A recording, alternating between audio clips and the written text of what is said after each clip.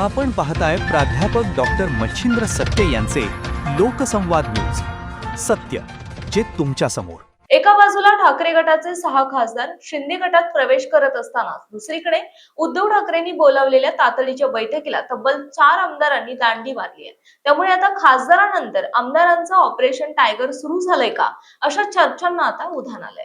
पावसाळी अधिवेशनाच्या पार्श्वभूमीवर पक्षप्रमुख उद्धव ठाकरे यांनी मुंबईतील शिवालय येथे सर्व आमदारांची तातडीची बैठक बोलावली होती. या बैठकीत सरकार विरोधात रणनीती आखणे आणि जनहिताचे प्रश्न मांडण्यावर चर्चा होणार होती. मात्र या अत्यंत महत्त्वाच्या बैठकीला ठाकरे गटाचे तब्बल 4 आमदार अनुपस्थित राहिल्याने राजकीय वर्तुळात नव्या चर्चांना उधाण आलं.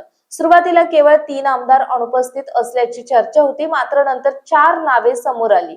6 खासदारांच्या बंडानंतर लगेचच घडलेल्या या घटनेमुळे ठाकरे गटात पुन्हा मोठी फूट पडणार का, असं तर्कवितर्क लावले जात आहेत. मात्र दुसरीकडे पक्षाने कोणत्याही बंडखोरीचा दावा फेटाळून लावला असून डॅमेज कंट्रोलचा प्रयत्न केला आहे. पक्षाने दावा केला आहे की 17 विधानसभा आमदारांपैकी बहुतांश आणि विधान परिषदेचे सर्व सदस्य या बैठकीला हजर होते.